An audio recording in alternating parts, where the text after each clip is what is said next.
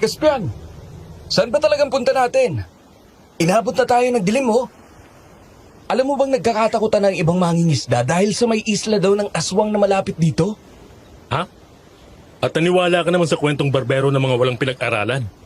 Huwag kang mag-alala, nandito na tayo. Ano? Seryoso ka ba? Baka mapahamak tayo dito, Caspian. Kalagitnaan na ito ng kawalan. Hindi ko na din mamataan ang mga kasama natin. Tayo? Nagkakamali ka, Adano. Anong ibig mo sabihin, Caspian? Anong mali sa sinabi ko? Dahil ikaw lang, Adano. Ikaw lang ang mapapahamak. Ayan ang isla. Naway lamunin ka ng mga aswang na balitang nakatira rito.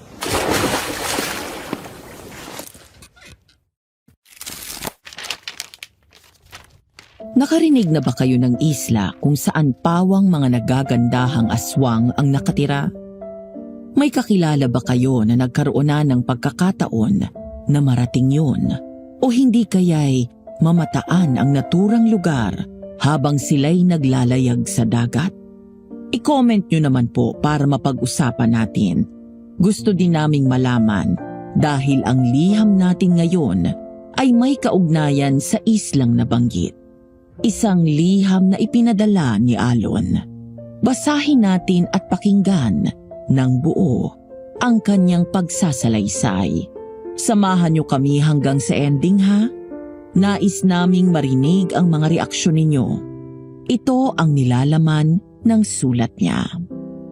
Dear Aswang Diaries and Madam Venus, ako si Alon. Ang ikukwento ko sa inyo ay tungkol sa hindi pangkaraniwang love story ng airpots at airmats ko. Nalaman ko ang tungkol doon noong tinanong ko si airpots tungkol sa Concha na palagi kong nakikita na itinatapat niya sa kanyang tenga tuwing umaga o hindi kaya ay kapag wala siyang ginagawa. Ibinalik niya ako sa taong 1985, buwan ng Marso. Pambungad niya sa akin, muntik na akong mamatay sa dagat, pero may magandang babae ang sumagip sa akin. Isang babaeng napagkamalan kong Serena.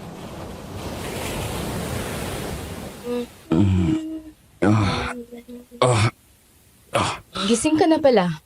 Huwag kang babangon agad. Pakiramdaman mo muna kung may hilo ka. Malaki ang sugat mo sa bandang noo. Sino ka? Ako si Iliana. Anong pangalan mo? Uy!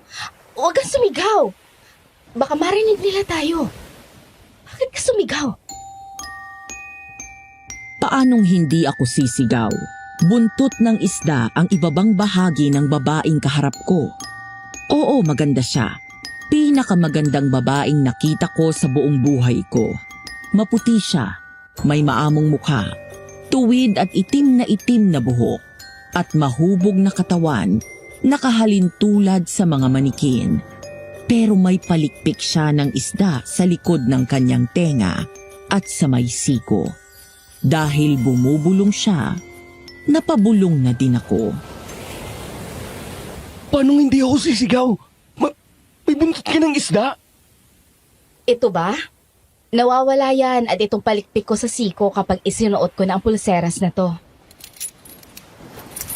Oh, tingnan mo. Wala na yung buntot ng isda. May paa at binti na ako kagaya mo. Itong palikpik ko sa tenga ay nawawala sa oras na tuluyang matuyo ang tubig dagat sa buhok ko. Oo nga, no. Ano yung... Ano na naman? Damit. Magdamit ka. Nakikita ko yung ano mo eh. Yung ano mo. Nakikita ko ng hantaran ang kanyang dibdib at ang kanyang buong kahubadan. Inungusan niya ako at tumayo para puntahan ang malagong halaman sa di kalayuan. Pero dahil sa ginawa niya, ay ang kanyang maumbok at mahubog na pang-upo naman ang aking namataan. Umiwas ako ng tingin at hinintay siyang makapagsuot ng damit. Nang marinig ko siyang papalapit, ay tinibayan ko ang aking loob. Inasahan ko na baka nakabakat ang dunggot ng kanyang dibdib sa suot niya. Pero paglingon ko ay nakahinga ko ng maluwag. Nakapantalon siya at base sa lapat ng bulsa niya ay may suot siyang tagasalo ng kanyang dibdib. Hayan, bihis na ako. Siguro naman, sasabihin mo na ngayon ang pangalan mo. Ako si Adano. Anong ginagawa mo dito? Alam mo ba kung anong lugar to, ha? Malay ko. Ano bang ipinagkakaganyan mo? Makinig ka. Kahit anong mangyari, hindi ka dapat makita ng mga taga dito. Bawal ang lalaki sa lugar na to. Pinapatay nila. Pagkasabi nun, ay isinama niya ako sa isang kubo na nasa liblib na parte ng isla. Sa loob nun ay may higaan, palikuran at maliit na kusina. Ipinakita niya din sa akin na may lihim na taguan sa ilalim ng kama. Walang masyadong dumadayo sa parteng ito ng isla. Kaya dito ka muna. Habang hindi pa ako nakakaisip ng paraan kung paano kitang iaalis dito. Taga dito ka ba? Hindi ko alam. Ano? Paano hindi mo alam? Nagising ako isang araw na sugatan. At iilan lang ang naaalala kong bagay. Kasama ang pangalan ko. At ilang mahalagang detalye sa islang to. Ilyana! Alam kong nandyan ka sa loob! Bilis! Magtago ka dun sa lihim na taguan sa ilalim ng higaan. Kahit ano marinig mo, wag na wag kang lalabas hanggat hindi ko sinasabi. Ilyana! Hanggang kailan ka maglulungga sa kubo na to? Sino ka ba? Bakit ba ayaw mo akong tigilan? Hindi kita kilala. Ilang beses ko na din sinabi sa'yo na hindi ako sasama sa'yo. Aalis ako sa islang to. Ano bang nangyayari sa'yo, ha? Kailan ka titino? Ilang buwan ka ng ganyan? Kailangan kita dito. Kailangan kong gampanan mo ang tungkulin mo. Wala akong alam sa tungkulin na yan. At wala akong pakialam. Wow!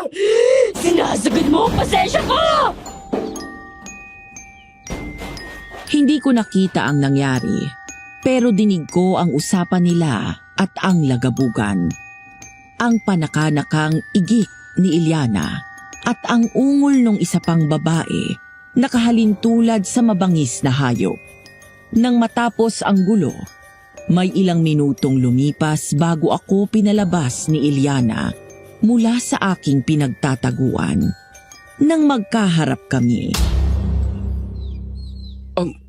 Anong nangyayari sa'yo? Bakit niya binugbog? Huwag mo nang pansinin to. Sanay na ako. Sanay? Bakit mo hinahayaan na lang? Dahil hindi ko alam kung bakit ako ganito. Kulang-kulang ang memorya ko. Malay ko ba kung may atraso ako sa kanya? Ayoko na din subuking isipin. Dahil sa tuwing pipilitin ko, nasusuka ako. Parang binibiyak ang ulo ko. May kalimot ka. Kung yun ang tawag sa sitwasyon ko, siguro nga. Ano bang lugar to? Sabi mo bawal ang mga lalaki dito. Isla ba ito ng mga Amazona? Isla ng mga nagagandahang aswang. Ano? Kung ganun, ibig sabihin ay totoong isla ng mga gagandang aswang? Oh, bakit hindi ka na makatawa? Walang nakakatawa sa sinabi mo. Hindi magandang biro yan, ha?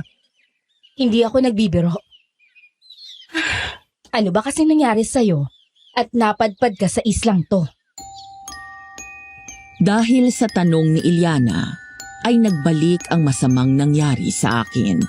Ikinuwento ko sa kanya kung anong nangyari, kung bakit ako na isang mangingisda ay napadpad sa isla ng magagandang aswang na bawal ang lalaki. Sinimulan ko ang gabing umuwi ako galing Maynila. Kasama ko si Lolo Ben na siyang nagisnan kong magulang mula noong bata pa ako. Talaga namang gumaling ka ng magmaneho, Adano. Kahit dumadaan tayo sa lubak-lubak na daan ay hindi ko ramdam ang uga. Nasanay lang ako sa dati kong trabaho. Siya nga pala, Lolo Ben. Napansin ko parang ang tahimik naman yata ng lugar natin ngayon. Dati 9:00 na may kakalat-kalat pa. Aba ngayon, ay 7:00 pa lang. Mangilan-ngilan na lang nasa labas. Nakakatakutan kasi. Dahil itong sinakarding ay may sinasabing may nakita daw silang may wagang isla dun sa may ibayo. Sa gitna ng dagat pa. Mga magagandang babae daw ang nakatira pero mga aswang. Lolo Ben, sa tagal nating pumapalaot nun, hindi na natin narating ang islang yun. Baka naman lasing lang si Nakarding. Yun nga ang sinabi ko. Pero alam mo ba, kamakailan lang, mga 1 linggo bago ka nagbalik dito sa atin, isang bangkay ng dayaw ang natagpo ang lulutang-lutang sa gitna ng dagat. Hindi na naman bago yun sa lugar natin. Kahit pa noon, ay may nalulunod talagang mga dayo dahil ang hilig lumangoy sa malalim na parte ng dagat. Ayaw makinig kahit na ilang ulit ng sabihan. Pero hindi simpleng nalunod ang tayong yon. Wakwak ang katawan nang makuha siya. Wala nang lamang loob at puso. Baka kinain ng pating. Kailan ka nakakita ng pating sa lugar natin? Isa pa, may nakaranas na kamunti ka na daw silang dagitin ng dambuhalang paniki nang minsan silang pumalaot nung kabilugan ng buwan. Si Lolo Ben naman. Kinikilabutan tuloy ako. Hindi naman kaya tinatakot nyo lang ako para bumalik na lang ako sa Maynila. Ay, tignan mo ikaw na bata ka. Bakit ko namang gagawin yon? Kita mong ang saya-saya ko na makita ka. Siguradong maging si Don Emiliano ay matutuwa din ng sobra kapag nagkita kayong dalawa. Kumusta na nga po pala si Don Emiliano? Ayun, problemado sa lintik na si Caspian. Alam mo ba, hanggang ngayon ay hindi pa yun nakakatapos ng kolehiyo. Panay ang waldas ng pera ng ama. Nakapuntis pa ng 3 katulong. Kawawa naman si Don Emiliano. Diyos ko po! Biglang may lumagapak na kung ano sa windshield ng pick-up na minamaneho ko. Nagulat si Lolo Ben at napahiyaw. Ako na may nagulat din, kaya bigla kong naapakan ang preno. Muntik nang sumadsad ang mukha naming dalawa. Lolo Ben! Ayos lang ba kayo? Hindi ba kayo nasaktan? Hindi naman. Nagulat lang ako. Pasensya na. Napadiin ang tapa ko sa preno. Ano kaya yung umataw sa windshield nitong sasakyan? Patay na hayop yata. Parang manok. Teka't bababain ko. Huwag na, Adano. Abayaan mo na lang muna. Mamaya na sa atin mo tingnan yan. Madilim ang daan dito. Delikado baka.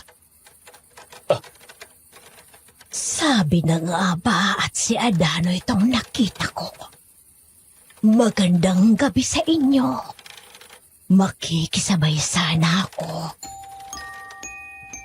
Grabe ang kabog ng dibdib ko ng sandaling yun. Tahimik ang lugar na aming dinadaanan at walang ibang liwanag kung hindi ang ilaw mula sa headlights ng sasakyan. Sa biglang paghataw at pagguhit ng kuko sa bintana ng sasakyan, saglit kong inakala na baka may aswang na lumapit sa amin. Pero nang lingunan ko si Aling Ida, siya yung misteryosang matanda sa lugar namin na maraming alam sa aswang at ibang hindi pangkaraniwang nilalang. Si Aling Ida lang pala to eh. Magandang gabi din po sa inyo. Ang gulat ko sa inyo. Teka lang ho, at bababa ako para pagbuksan kayo ng pinto. Hindi na. Kaya ko na. Ayos sa kayo, Aling Ida? Pwede na tayong umandar? Oo. Pwede na. Bilib naman ako sa inyo, Aling Ida. Ang tagal kong nawala dito sa lugar natin, pero tandaan niyo pa rin ako. Oo naman. Anong tingin mo sa akin? Ulyanin na. Hindi ho, ha? Inabi ka yata, Ida. Naghuhuli ako ng manok na native. Pang-ulam ba? Nananakam ako eh. Bakit hindi ka pa sa akin kumuha? Ang dami kong native. Nagpakahirap ka pa. Delikado din kapag ganitong gabi. Mamaya madali ka Ligaw na hayop? ng aswang. Sa sinabi ni Lolo Ben, ay biglang nagtawa si Aling Ida. Yung tawang bigay todo na hindi agad maawat. Nagkatinginan kami ni Lolo Ben. Halatang iisang katanungan lang ang nasa isip namin. Anong nakakatawa? Ilang sandali pang ganon si Aling Ida hanggang sa inubo na siya.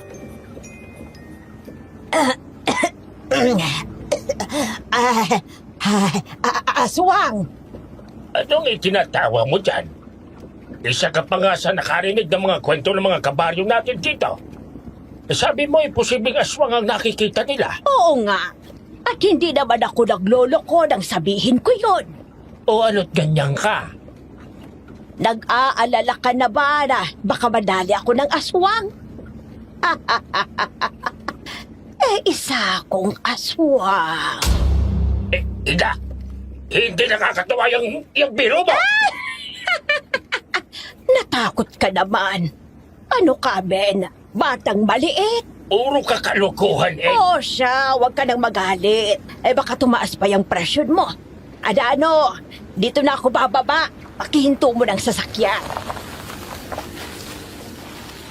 Sigurado ho kayo? Medyo malayo pa ito sa tirahan ninyo. Hayaan niyo pong ihatid na namin kayo. Hindi na. Kaya ko namang mag-isa. Isang diretsong lakarin lang naman yan eh. Kukunin ko na to. Kanya yung bagay na lumagapak sa windshield ng pick-up na gumulat sa amin ni Lolo Ben. Manok na native pala yun at wakwak na ang sikmura. Pagkatapos nun ay dire-diretsyong naglakad sa madilim na daan si Aling Ida. Hindi ko agad pinatakbo ang pickup para may ilaw siya sa nilalakaran niya hanggang sa makarating siya sa kanyang bahay. At nang papasok na siya, nilingon niya pa kami at itinaboy sa pamamagitan ng pagkumpas ng kamay niya. Itinaboy pa tayo. Loko talaga yung si Ida. Nakakatuwa nga eh. Biruin niyo sa ganung edad ang lakas pa din ng tiwala ni Aling Ida sa lakas niya at sa linaw ng mata niya. Yan ang pinagtataka namin dyan kay Ida. Alam mo ba, nung dumating siya sa lugar natin, halos ganyan ang itsura niya. Yun ay bago pa kita nakuha. Ilang taong ka na ngayon? Hindi pa din nagbagong itsura niya. Sinasabi niyo bang hindi tao si Aling Ida? Hindi. Pero pulong-bulungan ng ilan ay isa siyang mangkukulam na inialay ang kaluluwa sa demonyo para hindi tumanda. Naniniwala kayo sa ganun, Lolo Ben? Hindi pa naman. Pero kapag sa mga susunod na taon ay ganyan pa din siya. Tapos ako iuugod-ugod na ay baka nga maniwala na din ako. Malalim na ang gabi nang makasapit kami sa bahay ni Lolo Ben na may ilang minuto lang ang layo sa dagat. Saya at nostalgia ang nadama ko nang makita ko ang bahay na kinalakihan ko.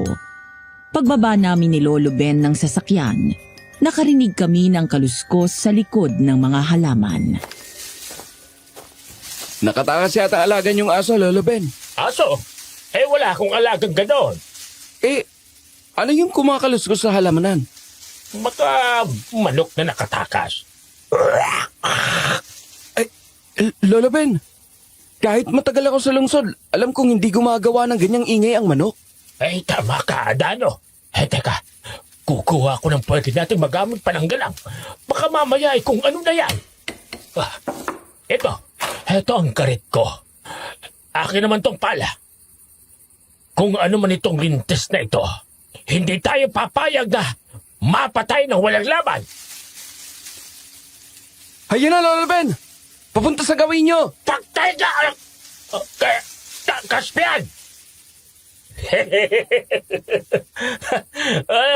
Ano tandang, Ben? Papatayin niyo ako, ha?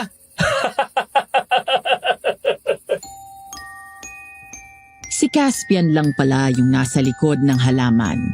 Sumusuka dahil sa kalasingan.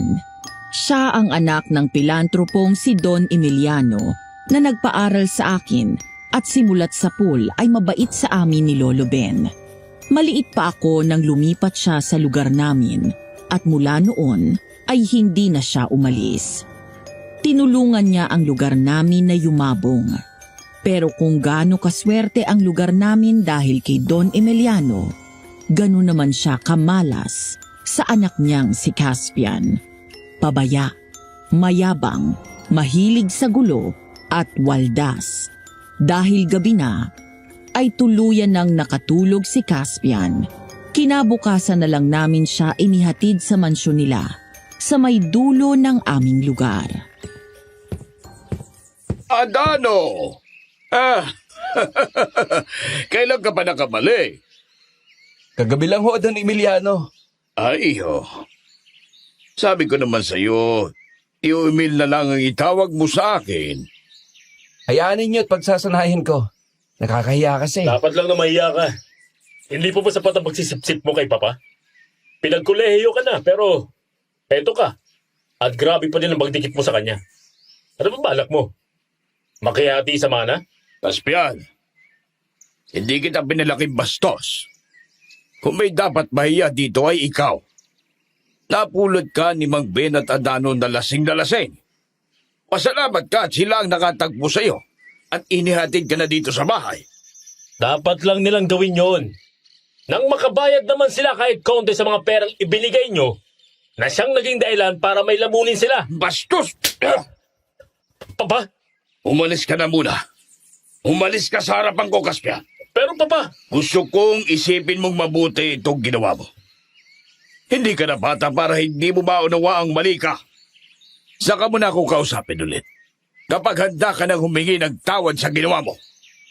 Alis! Ilang sandaling tumitig kay Don Emiliano si Caspian. Ramdam na ramdam namin ang tensyon sa pagitan ng mag-ama. Parang isdang sisinghap-singhap na bumukas sara ang bibig niya. Pagkatapos nun, ay nagdadabog siyang umalis. Para kaming mga nabunutan ng tinik nang sa wakas ay hindi na namin marinig ang mabibigat niyang yabag. Sabay-sabay pa kaming napabuntong hininga. Bueno, tayo'y maupo. Gusto kong marinig ang mga nangyari sa iyo sa Maynila, Adano. ay kung ganun ay maiwan ko na kayo. Papalaot muna ako at ang makahuli ng pagtinda. Wag na kayong umalis, Bagben. Dumito na din kayo at makipagkwentuhan. Bayad ko lang isang buong araw na huli ninyo. Ay nako, nakakahiya naman sa inyo, Don Ano Emiliano. bang nakakahiya? Ako itong nang-abala. At email na lang ang itawag niyo sa akin eh. Hindi na kayo iba sa akin, Mang Ben. Abay, sige. Emil, kung ganon. Ay, nako. Napaka-skandalosa naman ni Ringesit Mura ko. Nakakaya tuloy. Ang aking sikmura ay may digbaan na din sa loob. Tayo na kumain. Tamang-tama at ako ay nakapaganda na ng masarap na agahan. May tapa, embutido at dagit tayo. Habang kumakain kami, hiniling ni Don Emiliano na magkwento ako. Ang hapag na may masarap na pagkain ay nagkaroon ng sigla dahil sa tawanan at panakanakang seryosong usapan. Parang isang ama na sabik sa anak kung makatanong sa akin si Don Emiliano. May ilang pagkakataon din na pinipisil niya ako sa kamay o kaya ay tinatapik sa balikat. Animoy sinasabi niyang magaling ang nagawa ko. Kaya nga ako nagbalik sa lugar natin para makatulong. Silbing ganti sa lahat po ng kabutihan ginawa ninyo sa akin. Para sa amin ni Lolo Ben. Hindi, Adano. Lahat ng yan ay bunga ng pagsusumikap mo. Sa akin lang ay nanggaling ang pera. Pero nasa iyo pa rin kung pagbubutihan mo o hindi. Tingnan mo ang aking si Caspian. Nabuhay sa karangyaan pero patapon ang buhay. Gusto lang siguro niyang lubusin ang kanyang kabataan, Tio Emil. Magkaedad lang kayo ni Caspian. Parehas kayong 27. Mabuti ka nga at may direksyon na ang buhay mo. Pero ang isang yon, ewan ko na sa kanya. Sana'y magbago na siya bago ko tumandang tanda. Hapon na nang makaalis kami sa bahay ni Don Emiliano. Pinabaunan niya pa kami ng mga pagkain. At katulad ng ipinangako niya, binayaran niya ang buong araw ni Lolo Ben, maging ang sa akin. Tapos noon ay araw-araw niyang pinapakyaw ang huli namin ni Lolo Ben. Ang dami nating huli. At ang aga nating nakabalik. Gusto niyo ba ako magsigang sa bayabas sa Lolo Ben? Abay, hindi ko tatanggihan yan. Samahan mo din ng alamang na maraming kamatis, sibuyas, at taba ng baboy. Panlaban na tayo sa tanghalian yan. Nandiyan na naman si Emil. Ano kaya kailangan niya? Ano pa nga ba? Papakyawin na naman niya itong huli natin. Inaano kaya ni Don Emiliano ang mga huli natin? Araw-araw na lang niyang ginagawa yan. Hindi ka na nasanay. Hindi ba at maliit ka pa'y gawain na niya yan? Yun ang pinagtataka ko, Lolo Ben. Noon pa niya ginagawang pagpakyaw ng mga huli natin sa tuwing galing tayo sa pagpalaot. Nakakasawa din na araw-araw na isda ang pagkain, no? Pinapaluto niya sa mga katulong nila ang binibili niya sa atin. Pagkatapos ay pinamimigay niya sa mga walang pambili ng pagkain. Oo, ang bait talaga niyang si Don Emiliano. Oo, totoo yan. Pero yung kasama niya ay hindi. Ano kayang dahilan ng lintis at sumama-sama? Madami na namang masamang sasabihin niya sa atin. Kasama ni Don Emiliano ang anak niyang si Caspian. Hindi naman sa nagiging mapanghusga si Lolo Ben, pero ilang beses na naming naranasang mapagsalitaan ng hindi maganda nung si Caspian. Kahit noong mga bata pa kami, talagang napakagaspang ng pananalita niya. Tiimbagang kami ni Lolo Ben na pinanood ang mag-ama habang palapit sila sa amin. At nang magkaharap kaming apat, Magandang umaga sa inyo, Don Emil... Emil. Caspian. Magandang umaga sa inyo. Ben, ano? May bibili na ba niyang mga nahuli ninyo? Wala pa naman. Kung ganun ako na ang bibili ng lahat ng yan. Pero bago yon, eto, si Caspian. May sasabihin daw sa inyo. Anak, kausapin mo na sila. Kagaya nga ng nasabi na ni Papa. Sumama ako sa kanya ngayong umaga dahil may gusto akong sabihin sa inyong dalawa. Humihingi ako ng paumanhin sa kagaspangan ng ugali ko at sa masasamang nasabi ko sa inyo nung nakarang araw. hindi kaagad nakakibo si Lolo Ben. Si Caspian humihingi ng tawad. Isang bagay na hindi talaga namin inasahan at hirap kaming paniwalaan. Pero dala ng hiya namin kay Don Emiliano, tinanggap namin ang paghingi ng paumanhin ni Caspian. Kahit pinagdududahan namin ang sensiridad niya. Limutin na natin yon. Kumbaga sa pagkaing nagpasakit ng aming sikmura, naidumi ko na yon. At naando na sa Poso Negro. Ayos na sa akin yun, Caspian. Tinatanggap ko ang paumanhin mo. Ang ganda ng araw na ito. Ang aking Caspian ay may pinagbago na. Malaking pagbabago. Papa naman, Masaya lang ako, Caspian. Hindi lahat ng tao ay may kakayahan na tanggapin ang mali nila. Ipinagmamalaki kita, anak. Nakaramdam ako ng tuwa sa ipinakitang saya ni Don Emiliano dahil sa pagbabago ng kanyang anak. Pero nakaramdam din ako ng kaunting inggit. Sumagi sa isip ko na kung may tatay din ako, makakaranas din akong ipagmalaki ng tatay ko sa magagandang bagay na nagawa ko. Pero dahil wala naman akong tatay at hindi ko naman naranasang magkaroon ng ganon, pinili ko na lang ipilig ang ulo ko. napansin ko lang, Papa. Kailan pa naging Tio Emil ang tawag sa inyo ni Adano? Kahapon lang. Ang totoo niya, anak. Noon ko pa hinihiling sa batang yun na tawagin niya akong Tio Emil. Talagang malapit kayong dalawa sa isa't isa, no, Pa? Oo, tama ka dyan, anak. Parang anak ko na din siya dahil magkasing tanda kayong dalawa. Kung hindi ka labisan ay maganda sana kung magiging magkaibigan kayo. Bakit naman hindi, Papa? Ngayon pa lang, magkaibigan na kami. Anong masasabi mo, Adano? Nako, Adano. Huwag mong sabihin naniniwala ka sa gunggong na yan. Hindi ako naniniwala. Pero hindi ko naman kayang hiyain si Don Emiliano. Adano, may problema ba, iho? Wala naman po.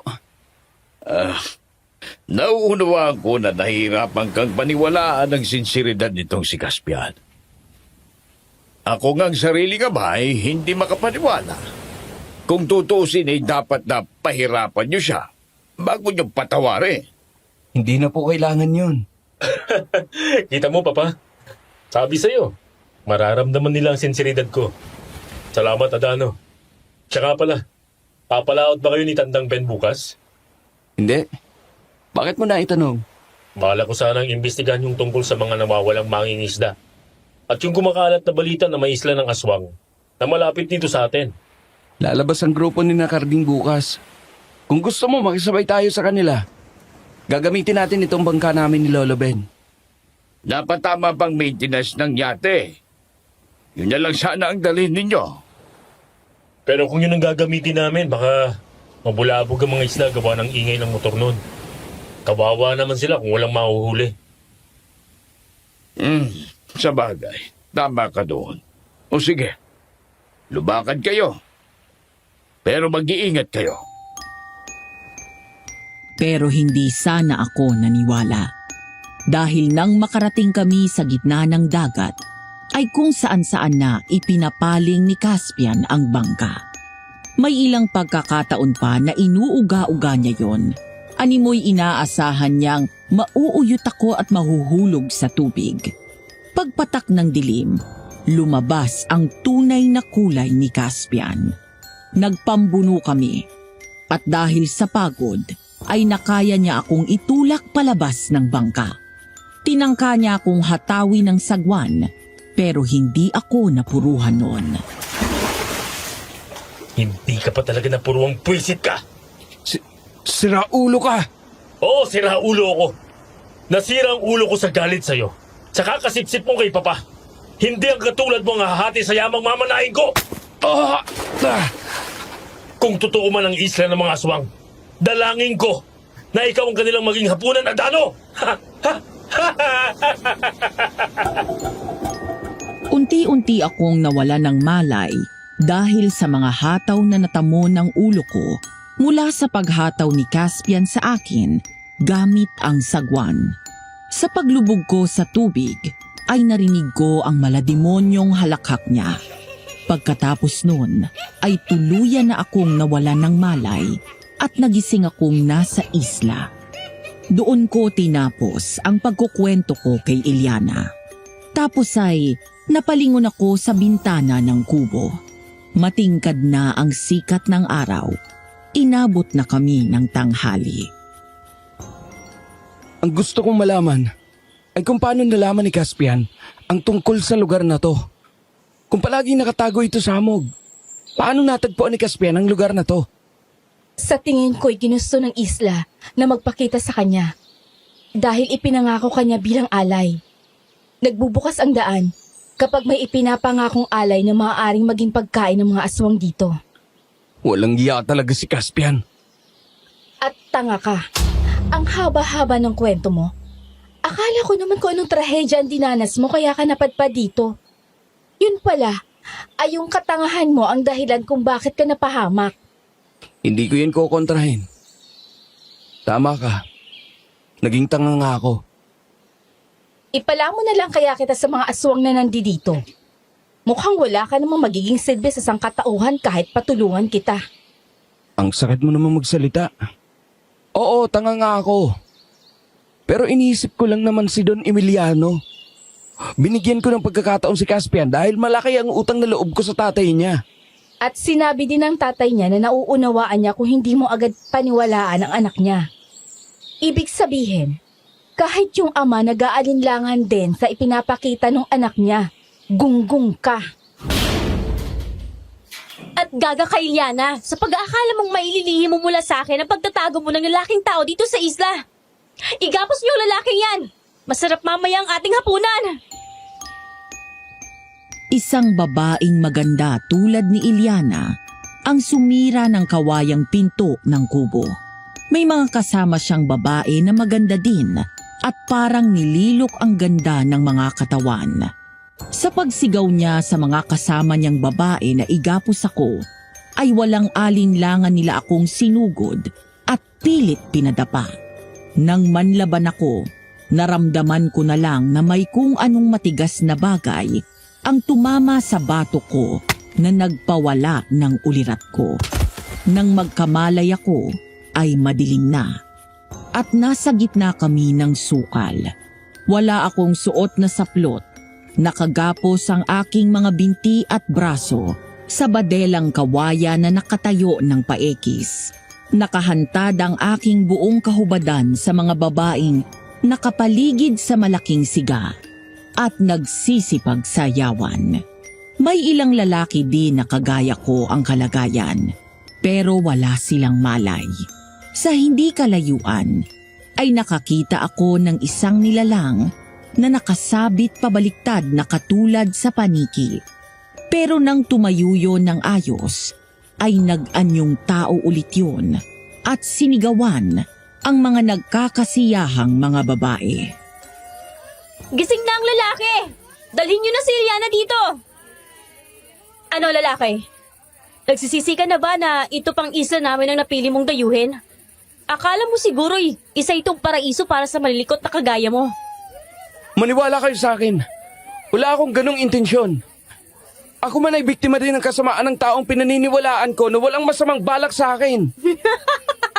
Ungas! At talagang inaasahan mong paniniwalaan kung dahilan mong yan? Dahil yun ang totoo. Kilalanin mo ang niloloko mo lalaki. Ako si Imara, ang tumatayong pinuno ng lugar na to. Ako ang pumuprotekta sa mga kababaihan dito. Isa akong aswang. Isang mabangis na anan. Bigla na lang ay mahigpit na dinaklot ng babaeng kaharap ko ang aking kabahagi. Ramdam ko na bumaon ang kanyang nagtatalasang kuko doon. Pinangapusan ako ng hininga.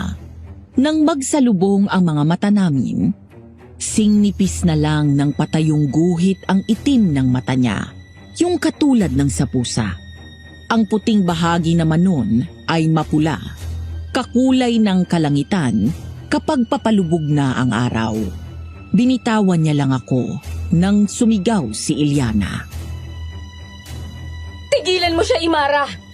Nagsasabi siya ng totoo. Ako ang nakapulot sa kanya. Oo, tama siya. Yun ang buong katotohanan. Manahimik ka lalaki! Magsalita ka pa at puputulin ko na yung lintik na dila mo. At ikaw, Iliana, alam mong mahigpit kong pinagbabawal ang lalaki sa ating lugar. Ano bang nangyayari sa'yo? Alam ko. Kaya ko nga siya itinago na lang para hindi siya makapaggala at magambala kayo. Bala ko siyang paalisin na lang basta at sasama ako sa kanya. Pagkabitaw ni Iliana ng ganun, ay bigla na lang siyang napaluhod. Inundayan siya ng suntok sa sikmura ni Imara, kagaya ng ginawa niya sa akin. Pagkatapos ay sinabungyat niya si Iliana at pilit na itinunghay ang ulo nito. Kagaya ng nangyari sa kubo, binugbog na naman niya si Iliana. Dala ng awa ay napasigaw ako. Bahala na kung maputulan ako ng dila. Tama na! Mapapatay mo siya! Anong sinabi mo? Ikaw, na isang tao, nakikialam sa akin? Ipapalapag kita sa mga aswang na naririto at gagawin naming palamuti sa harapan ng isla ang kalansay mo! Para malaman ng mga maliligaw dito kung anong nangyayari kapag ang tulad mong mangingisda ay napadpad sa isla ng magagandang aswang na bawal ang lalaki. Ngayong gabi, magkakaroon tayo ng piging. Lahat ay inaanyayahang makiparte sa katawan ng lalaking ito. Hindi! Huwag! Ilayo ninyo si Iliana dito! Muling may humataw sa likod ng batok ko at sa nanlalabo kong ulirat, narinig ko na isinisigaw ni Iliana ang pangalan ko. Pagkatapos nun, ay nagdilim na ulit ang aking paningin. Nagbalik ang malay ko nang maramdaman kong may kumakalas ng lubid ko. Huwag kang maingay. Anong ginagawa mo? Ano pa? Eh di pinapakawalan ka. Oh, hayan. Parehas ng kalas ang tali sa bukong-bukong mo. Ilusot mo ang binti mo sa dala kong saplot para naman hindi nakahayang yan. Ako na. Huwag ka nang kumontra at hindi pa kaya ng mga binti mo. Nilunok ko na lang ang hiya ko at pikit mata kong sinunod ang sinabi niya. Pagkatapos nun ay isinampay niya ang braso ko sa batok niya at inakay niya ako ng dahan-dahan palayo. Lumingon ako at iginala ko ang paningin ko sa paligid. Mga nakahandusay ang mga babaeng nagbabantay sa akin. Ang iba naman ay nakasandal sa puno habang pasalampak na nakaupo sa lupa at naghihilik. Tinignan ko si Ilyana. Oh, anong itinitingin-tingin mo dyan? Alangan namang hindi ko patulugin ang mga yan habang pinapakawalan kita. Hindi ako martir para mabubog dahil lang gusto kitang tulungan. Nasaan na ba yung iba sa kanila? At yung mga lalaking nakagapos kagaya ko, bakit wala? Bago ako nawalan ng malay kanina, langkay-langkay yung mga babaeng nagkakasiyahan dyan. Pinagpiyasahan na nila sila. Ikaw ang espesyal na handa, kaya ka ipinanghuli. Dapat bago pa sila makabalik, ay maialis na kita dito. Sa tingin ko, nandiyan na sila. Nagbalik na ba ang pakiramdam ng mga binti mo? Oo. Teka, anong ginagawa mo? Bakit nga nakaharang dyan? Kapag hinudyatan kita, gusto kong manakbo ka ng walang lingong likod papunta sa Pampang. Tumbukin mo lang ang daang yan. Haharangan ko sila hanggat kaya ko. Pero paano ka? Kaya kong pangalagaan ang sarili ko. Ngayon na, Adano! Manakbo ka na! Yeah! Pagkasigaw ni Ilyana ay nanakbo na ako kagaya ng gusto niya. Pero sa una lang yun. Dahil nang marinig ko ang angilan at hiyaw na mga aswang, ay napahinto ako. Nilingon ko si Ilyana at nakita kong nakikipaglaban siya sa mga aswang na dumating. May anyong hayop, may hati ang katawan, may ilang hindi ko na mawari ang anyo. Hindi matanggap ng isipan ko na ang isang lalaking kagaya ko ay pinoprotektahan ng isang babae. Kaya naman, dumakot ako ng buhangin at sumugod pabalik. Eh ano kung aswang sila? May mata pa din naman sila at kaya silang mapuwing ng buhangin. Para akong baliw na pinagsasasabuyon sa mga aswang. Pagkatapos ay hinagip ko ang kamay ni Ilyana. Nababaliw ka na ba? Bakit ka bumalik? Binalikan kita! Umalis na tayo! Habang nahihirapan pang mga yan na makakita. Hindi ko alam kung ituturing kitang bayani dahil sa katapangan mo. O gonggong ka dahil mukhang hindi mo naiintindihan ang sitwasyon mo. Saka mo na ako pagdesisyonan kapag nakaalis na tayo rito. Halika na, bilis! Sa gitna ng hiyawan at nakakakilabot na ingay ng mga aswang sa paligid ng isla, ay nanakbo kami ni Ilyana papunta sa pinakadulo ng isla kung saan nandun ang dagat. Ang madamong daan ay unti-unting nagiging mabuhangin hanggang sa marating namin ang Pampang. Pagdating namin doon ay isang balsa ang inilabas ni Ilyana mula sa likod ng makapal na halaman. Gawa yun sa pinaghugpong-hugpong kahoy na naanod sa dagat at katawan ng puno ng saging. Ito lang ang naihanda ko. Sa tingin ko naman, ay sapat na ito para makalayo tayo dito. Tataob yan kapag nakasalubong tayo ng malaking alon. Huwag kang mag-alala. Gagabayan ko ang balsa. Ako ang gigiya kung saan ang tamang direksyon palabas ng isang to. Sirena ka nga pala. Parang gano'n na nga siguro. Pero ang totoo... Ilyana! Talagang ginagalit mo ako! Bilis, Adano! Bago pa siya makalapit malapit dito. Heto ang pulseras ko. Hawakan mo. Huwag mong iwawala yan. Magkatulong naming itinulak ang balsang ginawa niya papunta sa tubig. Pagtubog ng paa ni Ilyana sa dagat, agad na naging buntot ng isda ang mga binti niya. Nagbalik din ang palikpik niya sa siko at sa may tenga. Dun ko napansin na bahagyang umiwarang ang labi niya dahil sa mga tumubong pangil sa bibig niya. Tapos, nangingitim na matulis ang mga kuko niya na nooy biglang humaba. Napaisip tuloy ako, mapangil na ba ang mga sirena? Pero agad din yung nabura sa isipan ko dahil narinig kong sumisigaw si Imara. Ilyana! Magbalik ka dito! Hindi mo matatakasan kung sino ka! Kung ano ka! Hindi ba nila tayo masusundan? May pakpak ang iba sa kanila. Gustuhin man nila ay hindi nila magagawa. Tingnan mo, sumisilip na ang araw sa banda roon. At hindi ko din alam kung bakit. Pero mukhang takot ang karamihan sa kanila sa tubig dagat. Kaya mo ba talaga tayong ilabas mula sa lugar na to? Baka magpaikot-ikot lang tayo. Ang kapal ng hamog, oh. Paglagpas ng hamog na yan, normal na karagatan ang haharap sa atin. Ikaw na ang bahala kung saan tayo pupunta. Ang mahalaga ay tuluyan na nating maiwan ang islang to. Pagkatapos niyang sabihin yon, ay bumilis ang pagtulak niya sa balsa. Ilang sandali pa at nalampasan namin ang makapal na hamog. Sinalubong kami ng nooy papaliwanag ng kalangitan. Doon na siya huminto at hiningi sa akin ang kanyang pulseras. Muling naging paa ang kanyang buntot ng isda. Saan ang punta natin?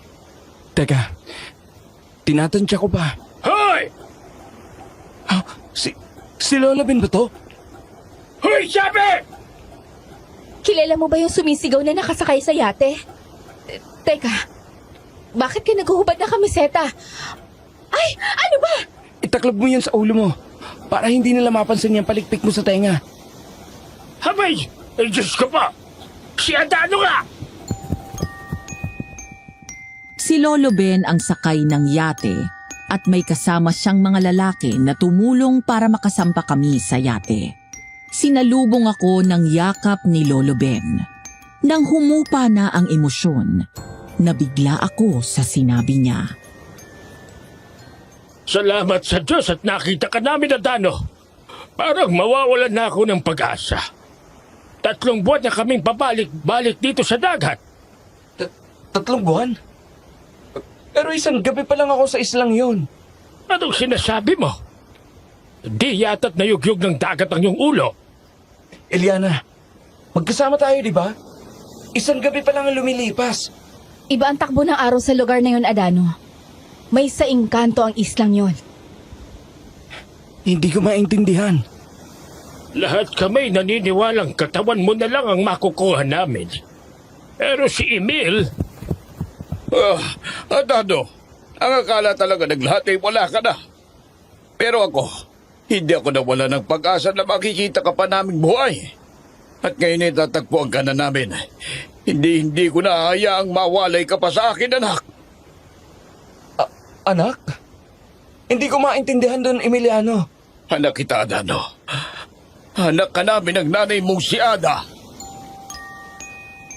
Bago natin ipagpatuloy ang pagbabasa ng liham ni Alon, nais naming magpasalamat sa inyong walang sawang suporta, pagtangkilik at pagmamahal sa Aswang Diaries at sa ating mga sister channels na Kwentong Takip Silim, Sityo Pangil, Sityo Bangungot, Aswang Confessions, at ang pinakabago nating channels, ang Aswang Radio at Miss Ami Aswang Love Stories.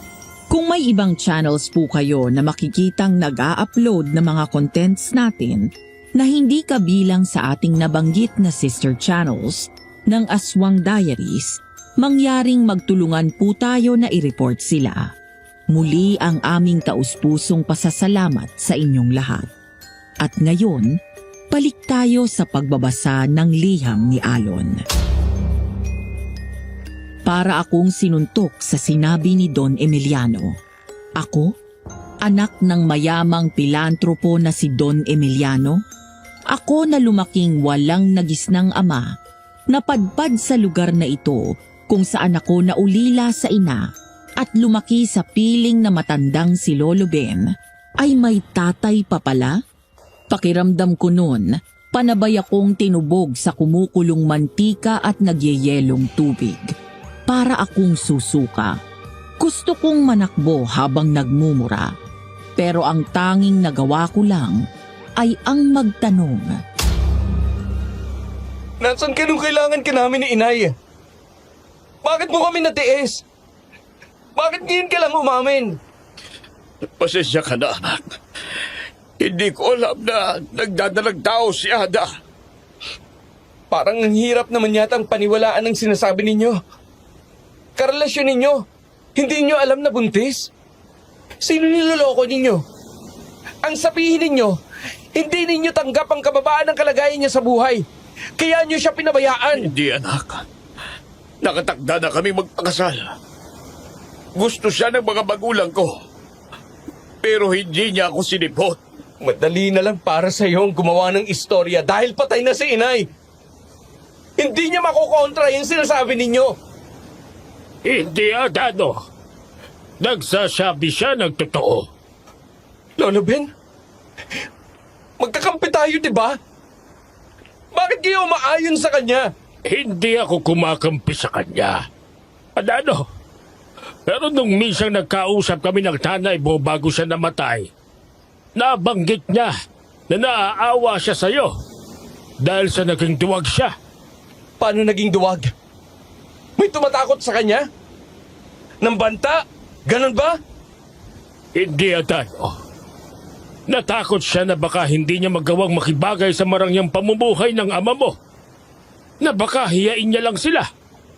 Kaya tumakbo siya. Yun nga lang ay hindi talaga niya sinabi kung sino ang ama mo. Kaya ka ba naninirahan sa lugar na ito? Dahil nalaman mong may anak kayo ni inay? Alam mo na ba simulat sa pool na anak mo ko? Oo.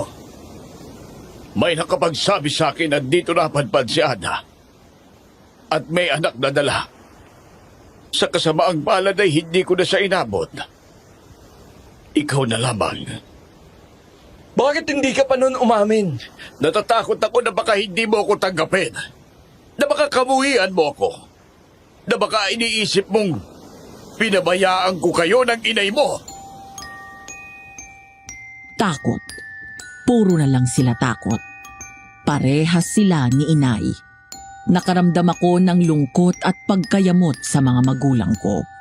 Kung sana lang nagkaroon sila ng kaunting tapang, sana hindi ako lumaking walang ama. Kung yung tatay ko naman ay nagkaroon lang sana ng lakas ng loob na umami noon pa na tatay ko siya, di sana hindi nahirapan si Lolo Ben sa pag-aalaga sa akin. Pero nang mapatingin ako sa tatay ko, ay larawan siya ng taong taus-pusong nagsisisi. Sino naman ako para magmatigas? Malaki din naman ang naitulong na palagi ninyong pamamakyaw ng huli ni Lolo Ben nung maliit pa ako. Hindi na niya kailangang magtagal sa paglalako. Isa pa, pinag-aral ninyo ako. Malaki na din po ang pagpapasalamat ko sa inyo. Napalaki ka ng maayos ni Ben. Natutuwa naman ako. Hayaan mo, anak. Babawi ako sa iyo. Pinagtangkaan akong pasalangin ni Caspian. Dahil akala niya, ay hahatian niyo ako ng mana. Alam ko, anak. Kahit pa noong umiiyak siyang bumalik ng bahay at sinabing na aksidente kayo, alam kong may ginawa siyang masama. Patawarin mo ko, anak. Hindi kita naprotektahan. Tungkol dyan, Emil, ano na nga palang plano mo sa mga bata? Tanging silang dalawa lang ang magkasama ng gawin ni Caspian ang masama niyang balak. Pero heto si Adano at nabuhay.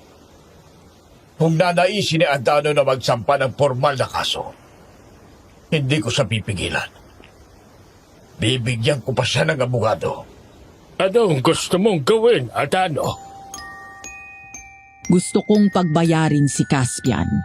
Hindi biro ang tangkang pagpatay ng tao.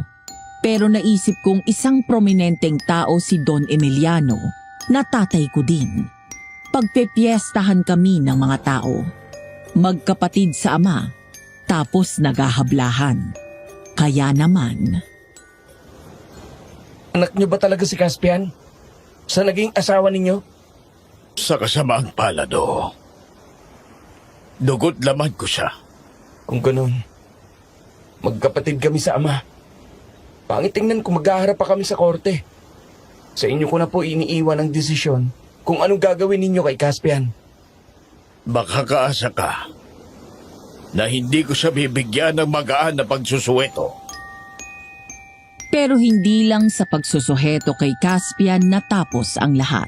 2 buwan lang ang pinalipas ni Don Emiliano, ay kumilos na siya para baguhin ang buhay ko at ni Lolo Ben. Kinuha niya ng swelduhang kasakasama si Lolo Ben.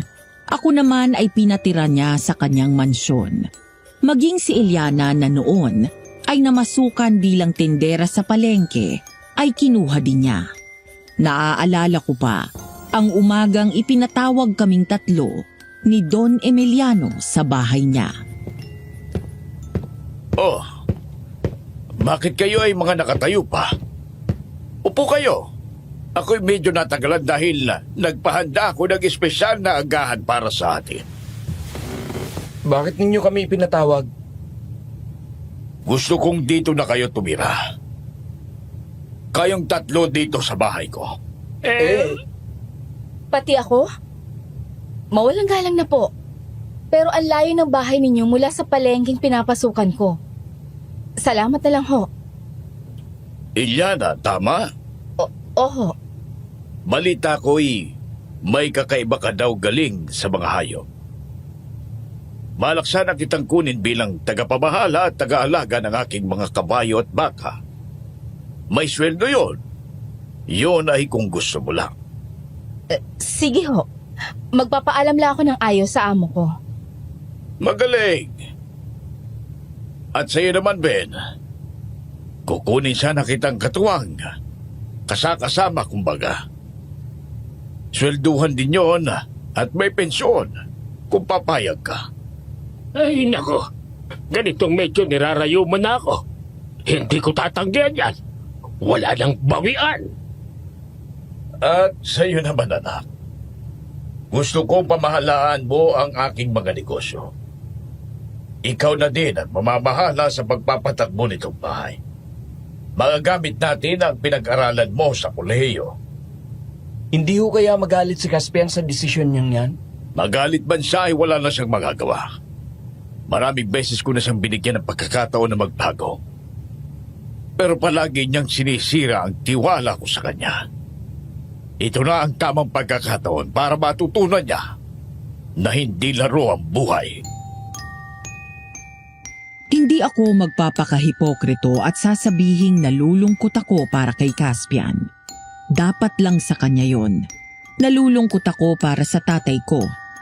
Hindi madaling magkaanak ng katulad ni Caspian. Lalong hindi madali para sa isang magulang na magparusa sa anak. May hinampo pa rin ako sa tatay ko.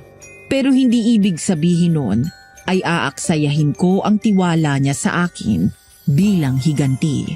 Kaya naman, pinagbuti ko ang pagpapatakbo ng mga negosyo niya. Sa mga panahong yon, unti-unti din kaming naging malapit ni Eliana sa isa't isa.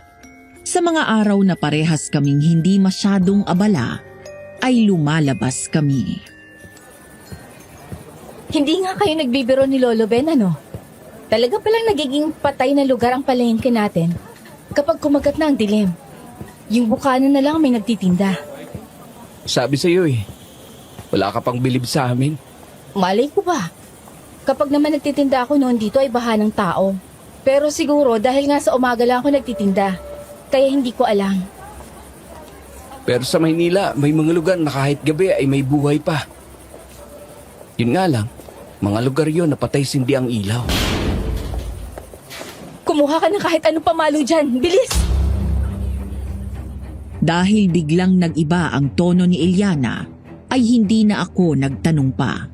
Iginala ko ang paningin ko sa loob ng palengke at nakakita ako ng pangkalaykay. Kinuha ko yun at mahigpit na hinawakan. Inabutan ko si Eliana na nakakubli sa may sulok ng isang maliit na tindahan. Paglapit ko, tahimik niya akong sinenyasan na makitago din sa tabi niya. Doon ko namataan ang isang asong itim na itim at may kalakihan sa hindi kalayuan. Pagbigay ko ng hudyat, hambalusin mo. Huwag ka mag-aalinlangan. Paano kung asong ligaw lang yan? Nakakaawa naman. Aso nga yan. Pero anyong aso lang. Naghahanap siguro na mabibiktima ulit. Ano? Hinaan mong boses mo. Sinasabi mo bang aswang ang isang yan? Saan naman gagaling yan? Hindi ko alam kung saan siya galing. Pero kung nakikinig ka sa balita dito sa atin, kamakainan lang ang may dayong natagpo ang patay doon sa may kakahuyan. Para daw nilapa. At sinasabi mong yan yung may gawa? Hindi ko alam. Pero kung hindi tayo kikilos, sigurado makakapambiktima yan ng iba. Hayan na. Papalapit na sa atin. Hatawin mo na! Yeah! Paluin mo pa bago makumpleto ang pagbabagong anyo niya. Yeah! Umilag ka, Adano! Adano! Sigurado ako na tinamaan ko ng solido sa tabi ng mukha ang aswang. Pero mukhang hindi yon tinablan. Sa halip ay nagalit lang yon at nagbago pa ang anyo. Mula sa pagkakatayo sa apat na paa, ay tumayo yon sa dalawa at naging isang mabangis na nilalang na singlaki at singlapad ng isang osong itim. Isang matinding hablig ang ibinigay nun sa akin. Humagis ako sa mga kaing ng prutas na walang laman. Umikot ang paningin ko at halos mapugto ang aking hininga. Ni hindi ko magawang kumilos kahit nang makita kong palapit ang aswang sa akin. Pero biglang... Aswang! Halimaw! O kahit anong uri ka pa ng demonyo, layuan mo ang anak ko! O may kalalagyan ka sa aking hinayupa ka! Sige! Tutukan nyo! Ikasan nyo ang mga baril! Aalis ng patay ang aswang na yan! Dito sa lugar natin! Ingatan yung matamaan si Adano! Don Emiliano! Nasaktan po ba kayo? Hindi naman. Salamat, Iha. Iniligtas mo ako. Nasaktan ba kayo, Eliana? Papa? Hindi naman. Kamunti ka na. Buti na lang at iniligtas ako nitong si Eliana. Papa, bakit? May masakit ba sa inyo? Wala, anak. Natutuwa lang ko. Sa wakas ay tinawag mo na akong papa. Huli na para bawiin. Masaya din naman siya na matawag na papa. E di bayaan na. Ilang sandali pa kaming nanatili sa palengke. Sinuyod na mga tauhan ni Papa ang lugar, pero tuluyan nang nakaalis ang aswang. Habang pauwi kami, Ayos ka lang ba, Adano? Iika-ika ka. Dapat kasi pumayag ka na lang nung sabihin ni Don Emiliano na papasukin na lang ang sasakyan. Saga naman, anak. Sa'yo naman na, Eliana. Inamin ko na sa iyong Joemil na lang ang itawag mo sa akin. O di kayo ipapanatin. Papa naman. Oh, bakit? Kayo bang dalawa hindi pa nagkakaunawaan? Ako'y inip na sa apo. Ang babagal ninyo. Nakikiramdam pa kasi si Adano. Ayaw pang magtanong. Ako pa talagang sinisin nito. Ikaw ang bagal mo. Maiba ako. Paano niyong nalaman na nasa palengke kami? Parang handang-handa kayo ha. May dala pa kayong mga baril. Hindi ko alam na ikaw ang aabutan ko sa palengke. Na inaatake ng aswang. Galing kami sa may kakahuyan ng isang taga doon ang inabutan naming inaatake ng malaking paniki. Naku po, Inabol namin yon at umabot kami dito sa palengke. At ikaw ang natagpuan namin. pero hindi paniki ang anyo nang sumugod sa akin. Iniisip ko nga na baka ibang aswang yun. Pero hindi natapos ang gabing yon ng mapayapa.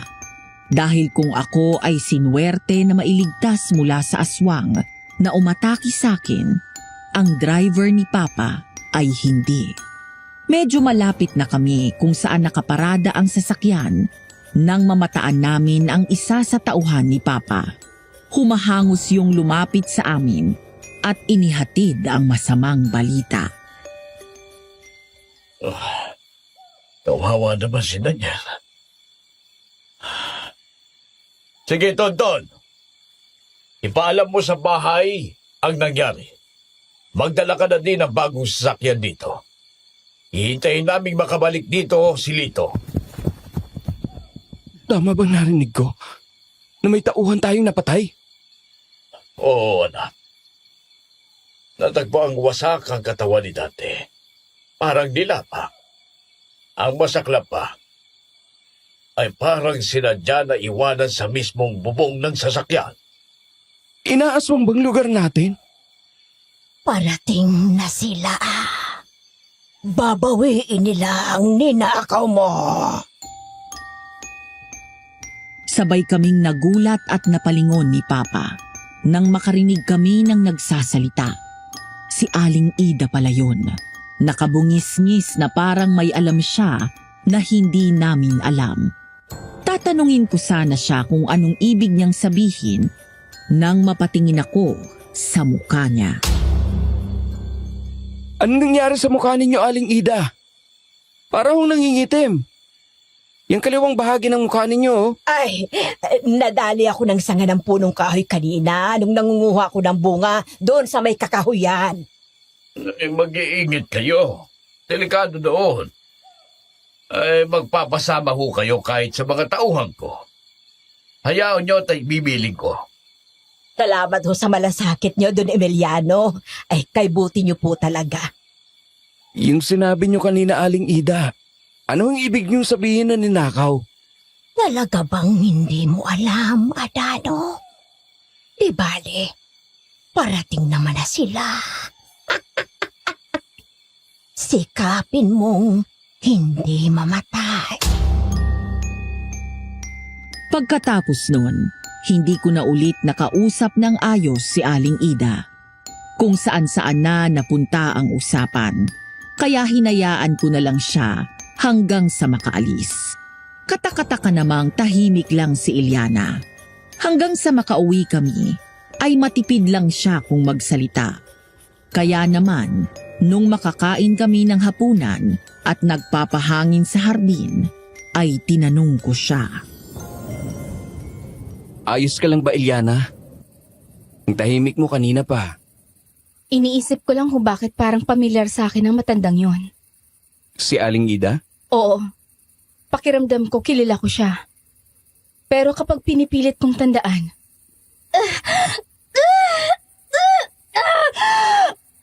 ang ulo ko at sakit! Umiikot ang paningin ko. Sus na, masusuka yata ako. Tama na yan. Huwag mong pilitin. Babalik din ang alaala mo sa tamang oras at pagkakataon. Ang putla-putla ni Aliana. Ang lamig din ng braso niya kahit pa pinapawisan siya ng sobra. Nauunawaan ko na gusto niyang matandaan kung sino siya. Pero naaawa ako sa kanya. Nung nasa kolehiyo pa ako, minsang sinabi ng klase namin sa psikolohiya na kaya nagkakaroon ng sakit na kalimot ang isang tao ay dahil sa takot o kaya ay dahil sa pangit na karanasan na kung tawagin ay trauma. Hindi maganda na pinipilit ang ganon. Sa halip ay mas maganda kung hahayaang kusang bumalik ang memorya. Pero paano kung masama pala ako?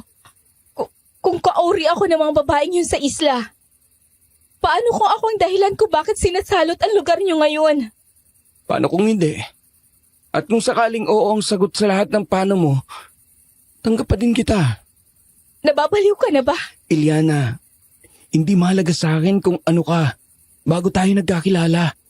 Ikaw yun eh. At wala akong karapatang pakialaman yun. Dahil hindi pa ako parte ng buhay mo noon. Adano, Ang mahalaga ay yung ngayon. At yung mga gagawin mong susunod. Dahil sa mga yon ay parte na ako ng buhay mo. Naging mas malapit kami ni Iliana pagkatapos ng pag-uusap namin ng gabing yon. Hindi naglaon ay naging magkasintahan kami, bagay na labis na kinatuwa ni Papa. Pero hindi doon natapos ang problema namin. Dahil ang pananalot ng mga nilalang ng dilim ay lalong nadagdagan. Katulad ng umagang yon, nangyayain kami ni Papa na inspeksyonin ang lugar kung saan inaalagaan ang mga baka. Malaki ang iginanda ng kalusugan ng mga baka noong si Iliana na ang nag-aalaga sa kanila. Yan nga ang sinasabi ng mga tauhan natin, Papa. hindi lang naman po ako may gawa nun. Ang mga tauhan yung nakatuwang ko sa pangangalaga sa mga baka ay malaki din ang nagawa. Aba, ano kayang nangyari? Tayo nga magmadali at alamin natin ang pinagkakaguluhan ng mga yon. Ayun sila, nagkukumpulan na. Tonyo! Ano bang pinagkakaguluhan ninyo? Naipon na kayong lahat dyan.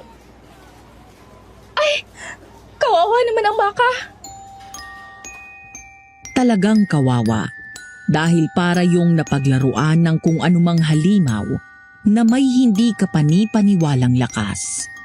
Luwa ang nakamulat na mata ng baka at nakalaylay ang dila, habang ang katawan naman ay parang labadang damit na piniga ng papilipit.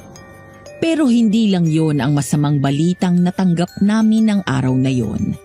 Ayon sa mga tauhan namin, may ilang mangingisda na pumalaot kamakailan lang, ang ilang araw nang nawawala. Nakakapag-alala ito. Abel, kausapin mo ang mga nasa baryo. Alamin mo kung ano ang kailangan nila. At kung may iba pang nawawala, itanong mo rin kung may iba pang mga pangyayaring hindi normal. Ipaalam mo agad sa akin. Gusto kong tumulong. Susubukan kong pumalaot mamaya. Mas mainam kung ang katulad kong pamilyar sa dagat ang mag-iimbestiga ng nangyari. Delikado, anak. Baka papano ka? Hindi ko nakakayanan kung maulit pa na mawala ka. Sasamahan ko po siya. At sisiguraduhin hindi siya mapapano. Oh, bakit yung nakatitig ng ganyan kay Iliana? Maniwala kayo, Papa. Kung di dahil sa kanya, hindi magiging posible ang pagkakatagpo ninyo sa akin sa dagat. Oh, kung gano'n, Iliana, ipagkakatiwala ko sa iyo ang aking anak. Makakaasa po kayo. Pero gusto ko ingatan mo din ang sarili mo. Parte ka na ng pamilya namin at labis kong ikalulungkot kung mapapahama ka. Naiintindihan mo ba? Opo. Pangako, babalik po kami ligtas ni Adano.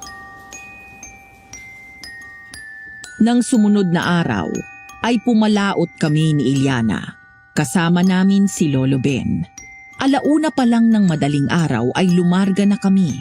Dahil ganong oras din pumalaot ang mga nawawalang mangingisda.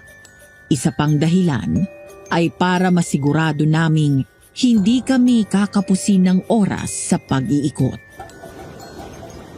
Hindi naman sa wala akong sampalataya sa'yo, Ineng.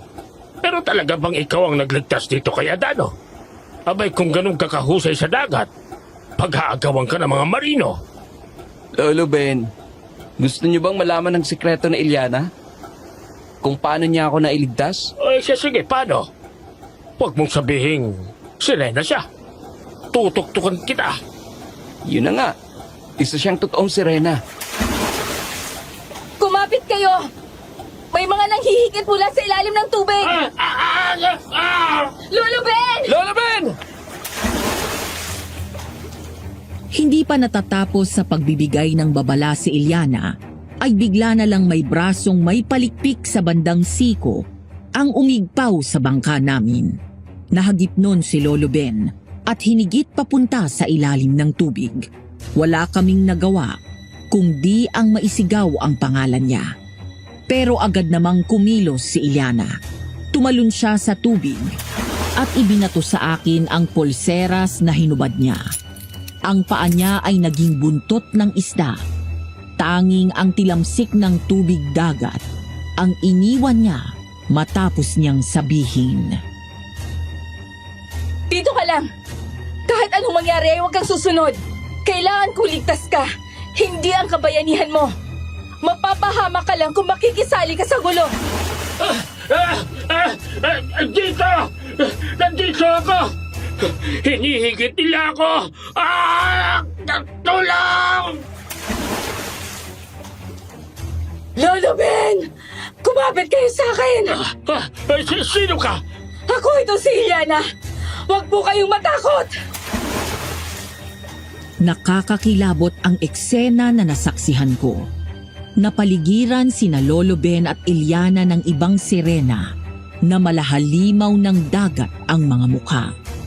Iwarang ang bibig nila dahil sa malalaking pangil, kalmot, hiyaw at hataw na mga naglalakihang buntot ng isda ang namataan ko. Pero may napansin ako. Bakit kay Ilyana lang ang naiiba? Ang sa iba ay parang kulay ng talisay ng tilapia. Pero ang sa kanya ay kakulay ng kahel ng kalangitan sa hapon kapag palubog na ang araw. Agading napalis ang isiping yun nang bigla silang nawala sa paningin ko. Gusto ko na sanang tumalon sa tubig at daluhan sila. Pero naalala ko ang bilin ni Ilyana. Nagulat na lang ako nang bigla silang lumitaw sa tabi ng bangka. Adano! Abutin mo si Lolo Ben! Naku po! Lolo Ben! Inatake nila siya. Sa tingin ko'y ganyan din ang sinapit ng mga nawawalang mangingisda. At sa kasamaang palad ay hindi na sila matatagpo ang buhay. Sa likod mo, Ilyana! Yeah! Salamat! Mabuti na lang talaga. Nagdala ka ng mga kawayang sibat dyan sa bangka. Sumampa ka na rin. Umalis na tayo. Uy! Uy! Binubunggo nila ang bangka! Hush! Umalis na kayo! Bago pa nila tuluyang maitaw ang bangka! Paano ka? Kaya ko sila! Unahin natin si Lolo Ben na makarating sa kaligtasan. Kailangan niya na madala agad sa pagamutan. Malalim ang mga sugat niya. Kung ganon, heto ang pulseras mo. Para kapag pabalik ka na, may tatago mong buntot mo. Siguraduhin mong babalik ka sa amin ng buhay. Babalik ako ng buhay. Pangako yan. Alis na! Tunog halimaw tapos babalik sa malamyos na tono ang boses ni Ilyana habang magkausap kami. Para tuloy siyang may sanib. Paano'y pandalas ng lapit ang mga nilalang ng dagat na sumusugod sa amin. Masakit man sa loob, ay pinaandar ko na ang bangka. Magiging pabigat lang kami ni Lolo Ben kay Ilyana. Habang palayo kami, ay umusal ako ng taimtim na panalangin na manatiling ligtas si Ilyana, na kahit sugatan ay makabalik siya sa amin. Palapit kami sa pangpang, ay namataan ko sina Papa na inaabangan kami. Sumisigaw siya sa amin. Adano! Ha? Ayun si Papa sa pampang. Inaabangan tayo. Lolo Ben! Madadala namin kayo agad sa ospital. Dara, Anong sinabi ninyo, Lolo Ben? hindi sirena si Ilyana. Isa siyang makintala. Pagkatapos nun, ay tuluyan nang nawalan ng malay si Lolo Ben. Ang ilang pulgadang layo namin sa pangpang ay hindi ko na namalayang natawid na namin. Tanging ang huling sinabi ni Lolo Ben ang laman ng isipan ko. Kaya naman, nang patayin ko ang motor ng bangka, at lapitan kami ni Papa. Anong Magindara? Ha? Mga bantay sila ng dagat. Iba sa mga sirena na ang layon ay mangakit at paibigin ang mga mandaragat. Ang mga Magindara ay maaaring magdala ng biyaya o ng sumpa. Aling Ida, Itinuturing na biyaya kung magpakita ang isang Magindara ng kanyang anyong tao. Pero nangyayari lamang yon kung makakakita sila ng tao na may busilak na puso. at kung sumpa, Hindi gugustuhin ng sino man na makatanggap ng sumpa ng Magindara dahil kung hindi ka agarang mamamatay, habang buhay mong hihilingin na namatay ka na lang sana. Pero sa tingin ko'y hindi ang Magindara ang dapat mong alalahanin, Adano. anong ibig niyong sabihin na Aling Ida? Nakakaamoy ako ng isang alay. At parating na siya.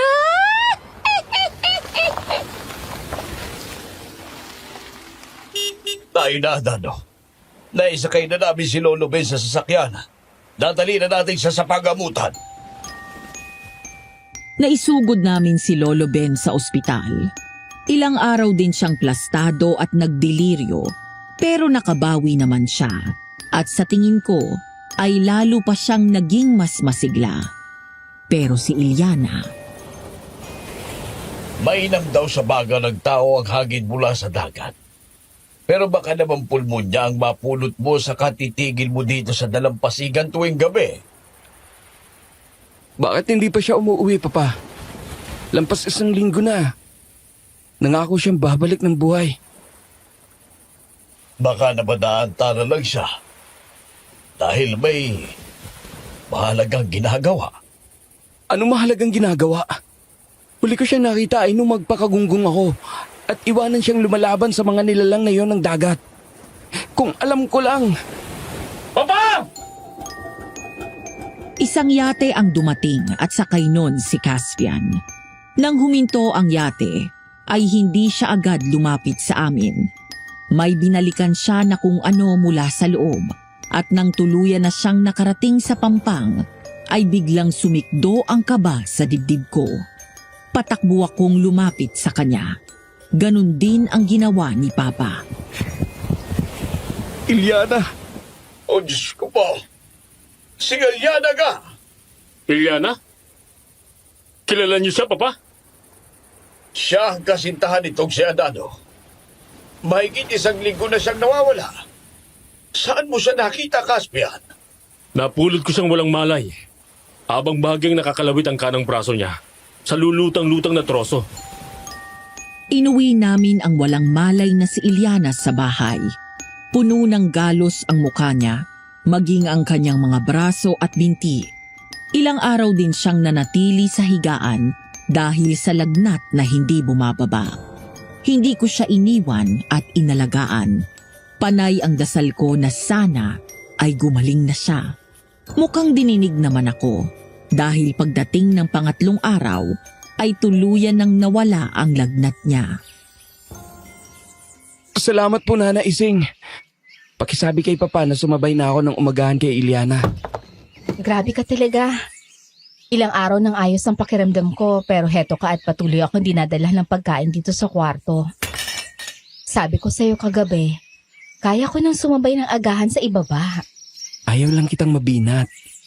Alam mo bang pinag-alala mo kami ng gusto ni Papa? Pasensya ka na. Kayo ng papa mo. Natagalan ako makabalik. Pinag-alala ko pa kayo. Matindi ang naging laban namin ng mga nilalang ng dagat na yon. Ang mahalaga ay nakabalik ka na sa amin. Kumusta naman ang kalimot mo? May naaalala ka na ba? Sa kasamaang palad ay wala. Blankado pa din ako. Hindi na mahalaga yon. Ang importante ay nandito ka na.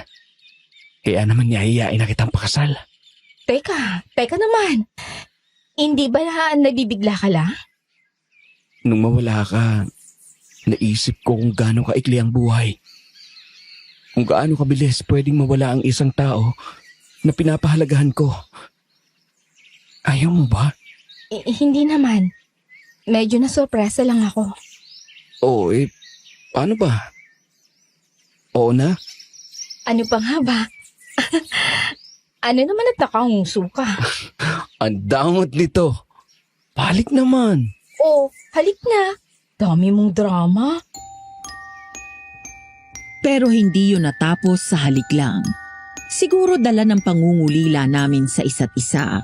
Ang simpleng halik ay napunta sa mas mainit na tagpo kung saan buong loob na isinuko ni Aliana ang sarili niya sa akin. Pakiramdam ko noon, ako na ang pinakamasayang lalaki sa buong mundo.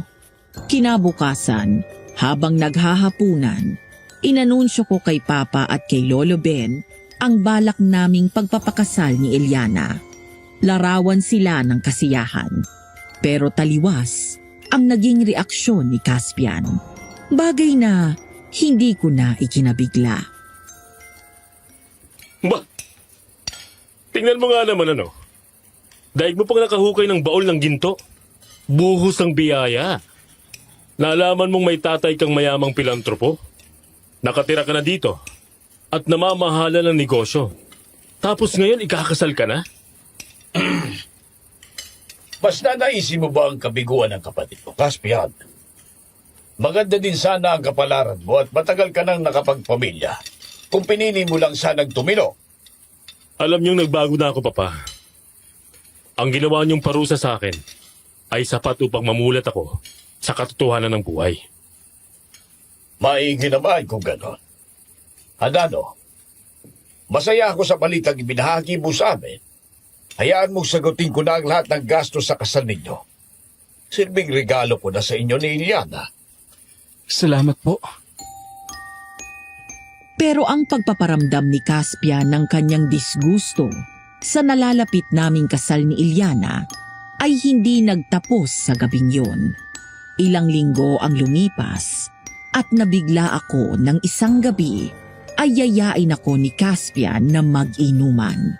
Wala sina Papa noon dahil sinamahan niya si Eliana sa pagpapasukat ng trahe de boda. Si Lolo Ben naman ay may inaasikasong utos ni Papa. Sa may hardin kami nag-inuman, parang tubig kung lumaklak ng alak si Caspian. Kaya saglit lang ay lasing na siya. Caspian, medyo madami na yung nainom mo. Eto, konti pa to. Huwag kang nervyoso. Parang ganito din yung linyahan ko nung pagtangkang kita, no?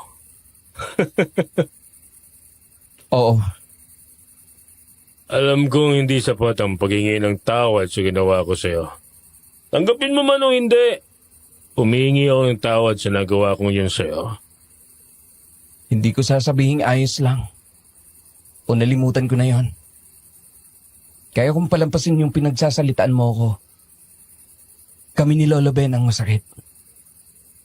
Pero ang pagtangkaan mo ang buhay ko, ibang usapan na yon. Mahirap kalimutan yon. Naunawaan ko. Kaya nga pala,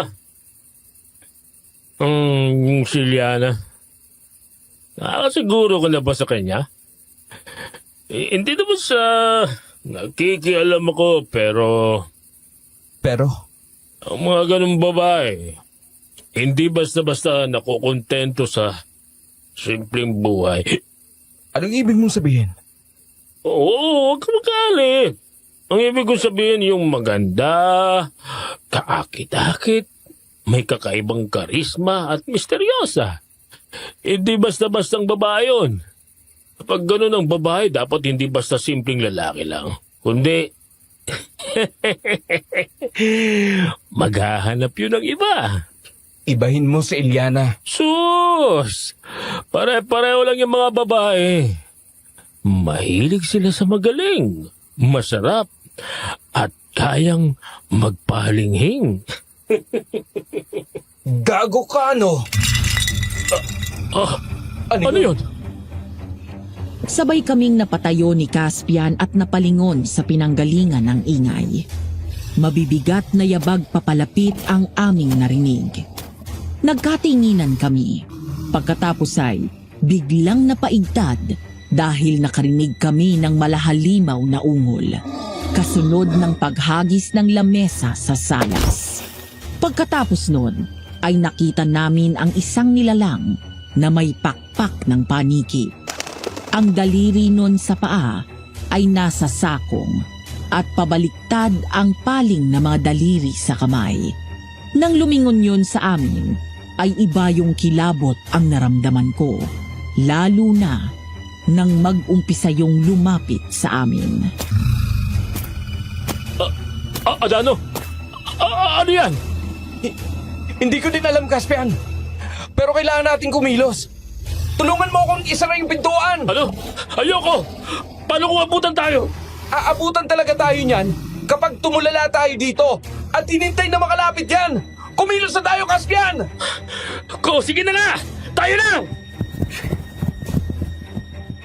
Unahan, yon ang naging eksena naming tatlo. Kami ni Caspian na tinakbo ang pintuan para sarhan yon at ang aswang na biglang nanakbo nang makitang gumalaw kami ni Caspian. Gamit ang buong bigat namin, inilapat namin ang pinto na kumokonekta sa bahay at sa hardin. Ano na? Sabi na gagalaw din ang hinayupak na yun kapag nakita na sasarado ng pinto eh. Nasara naman natin Pero, ayan siya. At binubundol ang pintuan. At magtoko, magiging laman dyan pa yata tayo ng lintik. Hindi. Anong hindi? Kunti na lang. At bibigyan na itong pinto. O di kaya ang mga tuhod ko. Hindi tayo mamamatay ng walang laban ngayong gabi. Adano! Bakit ka umalis sa pintuan? Hindi ko to kaya mag-isa! Hoy! Hindi ito ang oras para kumain! Anong gagawin mo dyan sa asin? Kapag ibinigay ko sa iyo ang hudyat, bitawan mo ang pintuan at hayaan mong makalapit ang aswang sa akin. Hindi ako matapang. Ang totoo nga niyan, halos masuka ako at mapadumi sa takot. Pakiramdam ko nun, may ipo-ipo ang loob ng tiyan ko. Pero naaalala ko ng minsang pagkukwentuhan namin ni Lolo Ben at Aling Ida na karamihan sa mga aswang o nilalang ng dilim ay takot sa asin. Sakto naman na may sawsawang asin ang aming pulutan kanina. Kaya naman kinuha ko yun. Umusal ako ng simpleng panalangin. Humingi ng awa sa Diyos na tumalab ang plano ko. Pagkatapos ay hinudyatan ko si Caspian at nang bitawan niya ang pinto. Graka din! Hetong sa'yo! Tatatlan ba yan? Mukhang nasaktan! Sabuyan mo pa ng asin! Bilisan mo! Heto na nga huwag kang sumigaw! Bakit ka tumigil? Hagisan mo pa! Nasaan ang asin? Huwag mong sabihin! Ubus na. Manakbo na tayo!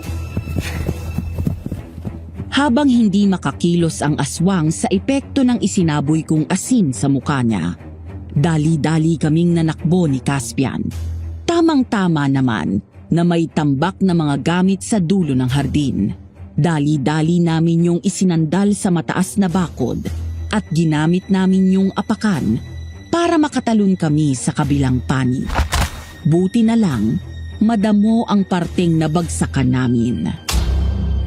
Kung bakit kasi inubos mo yung asin eh! Iisang platito lang yon. Anong inaasahan mo? Hindi mauubos? Buti nga't nakalayo tayo. Nasundan agad tayo! Idaya! Naamoy kita! Idaya? Sino si Idaya? Malay ko! Lalabas ka ba dyan? O ako mismo ang ihigit sa'yo? Aba naman, Imara. Umakyat na yata talaga sa ulo mo ang pagiging pinuno mo at nawalan ka na ng galang. Mula sa likod ng mga nagtataasang talahib ay lumabas si Aling Ida. Taliwas sa nakasanayan kong kuba at medyo parang may kuliling, Ang Aling Ida na nakita ko ay tuwid tumayo, seryoso at mukhang palaban. Pagkakita sa kanya ng aswang na tinawag niyang Imara, ay mabangis yung sumigaw. Anong paggalang ka dyan? Hindi ang kagaya mo na nag-iwan ng kanyang mga kalahiyang binibigyang galang. Dapat sa'yo ay pinapas lang. Ano ito? Ay, nakakapaso! Ay, ano itong likidong ito? Kaunting parusa sa kagaya mong masyadong matabilang dila. Itinuro yan sa akin ng aking sirinato bago siya namatay. Hindi nga lang yan ganun katapang. Dahil ako man ay nasusunog din kapag nahahawakan ko. Papatayin kita! Ang sasakyan ni Papa! Akmang susuguri ni Imara si Aling Ida nang biglang dumating ang sasakyan ni Papa at binundol ang aswang na si Imara. Tumalsik at padapang nawala ng malay ang aswang. Siyang baba naman ni Iliana at Papa. Adano! Iliana! Si Imara nandito! Siya yung aswang na binundol ninyo! Ano? Adano, Caspian, nasaktan ba kayo mga anak? Papa, buti na lang dumating kayo. Akala ko talaga malalapahan na kami ng aswang.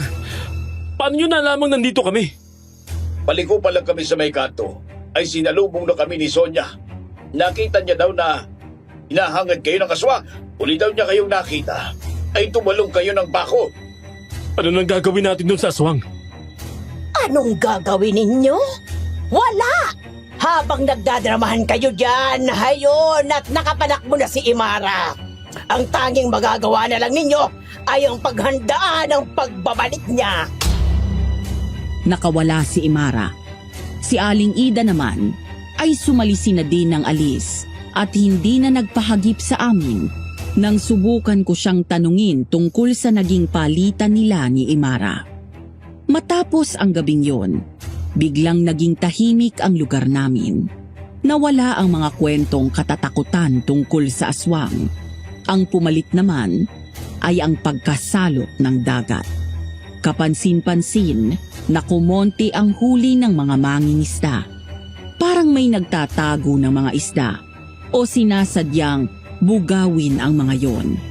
Kaya naman, nagdesisyon si Papa na magtayo na ng isdaan para sa mga tao at mamigay ng puhunan para sa mga fingerlings. Ako at si Caspia naman ay nagboluntaryong tumulong para mas mapadali ang pakikipag-usap sa mga mangingisda. Yun nga lang. Pasensya na, Papa. At ano? Tinamahan ako ng sakit. Natuyuan yata ako ng pais. Magpahinga ka na muna, Caspian. Mas mahirap kung lumala pa yan. Kami na muna ni Papa ang bahala. Tama si Adano. Dumito ka at magpagaling. Magpapaluto ako ng bololoki na Sonia at nagmay mahigop kang mainit para pagpawisan ka. Nandito na pala si Iliana. Ano, tayo na? Oh, bakit nananak mo yun? Nag-away ba kayo? Hindi ho. Nang makarinig kami ng nagsusuka, ay agad kong sinundan si Iliana. Inabutan ko siya sa kusina. Mahigpit ang kapit niya sa lababo at halos mapaluhod na habang tuloy siya sa pagduduwal. Anong nangyayari sa'yo? Bakit ka ganyan? Hindi ko din alam eh.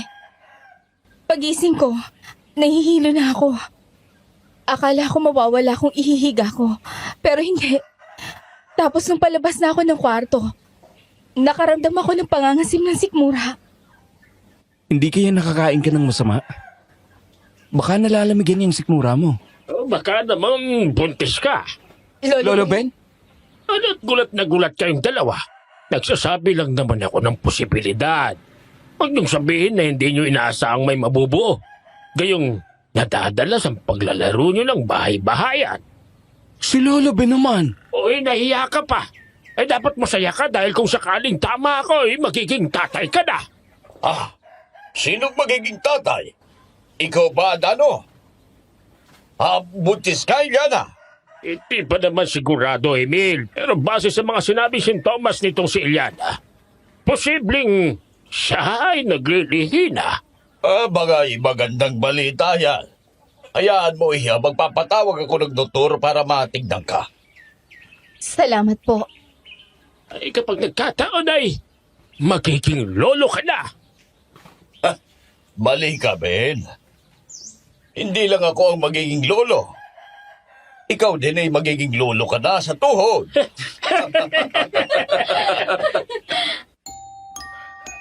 Dahil masama ang pakiramdam ni Ilyana, napagdesisyonan namin na kami na lang tatlo ni Papa at Lolo Ben ang lumakad ng araw na yon. Maghapon kaming nag-ikot at nakipag-usap sa mga apektadong mangingisda. Gabi na kami nang makauwi. Papasok kami ng bahay ay nagbibiruan pa kaming tatlo. Ano kayang magandang ipangalan sa bata, ano? Alon kaya?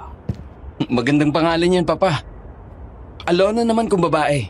O kung kayong mag-ama, no? Hindi pa nga ninyo alam kung buntis ba talaga si Ilyana? Ayan at nag-iisip na kayo ng ipapangalan. Malakas ang kutob ko, Lolo Ben. Natama kayo. Magiging tatay na ako.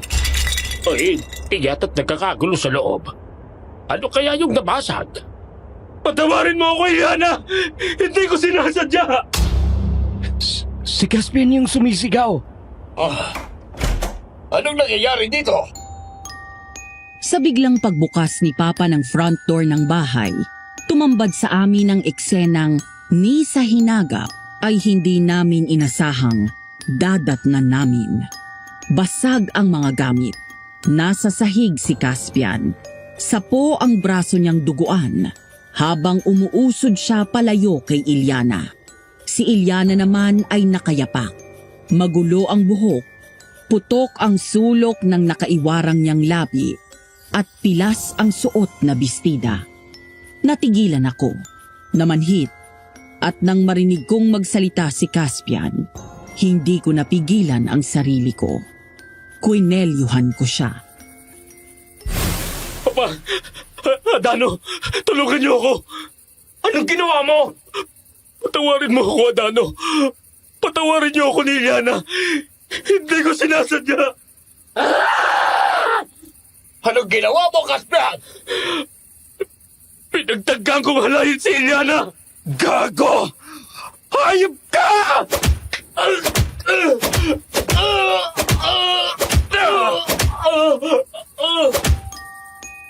Ang anumang pagtatangi, pag-unawa, o paniwala ko na may pag-asa pang magbago si Caspian ay lumipad na sa laho. Isa lang ang namayani sa isipan ko noon. Walang iba kung hindi galit. Gusto kong manakit. Hindi basta-bastang pananakit. Kung hindi yung tatatak, pepeklat, mag-iiwan ng marka. Hindi lang pisikal, kundi yung mag-iiwan ng takot. Walang habas na sunod-sunod kong inundayan ng suntok si Caspian. Wala na akong pakialam kung magkapatid kami sa ama at kung malulungkot si Papa. Gusto ko lang mailabas ang galit ko sa kanya. Tumigil lang ako nang marinig ko si Lolo Ben. Adano! Tama na! Adano!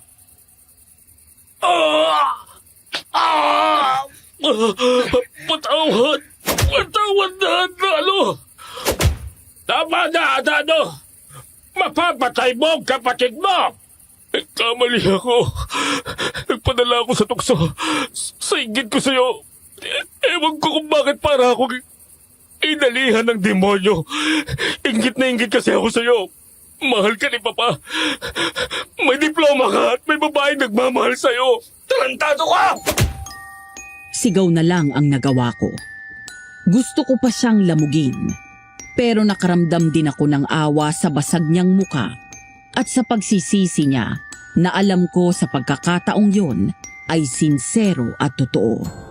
Pasalya kong binitawan si Caspian at nilingon si Mang Ben at Papa na pigil-pigil si Ilyana. Hindi pa din nagbabalik ang kanyang anyo sa maamo niyang muka. Sa halip ay larawan siya ng kabangisan dahil sa mga pangil niya na nakausli pa din.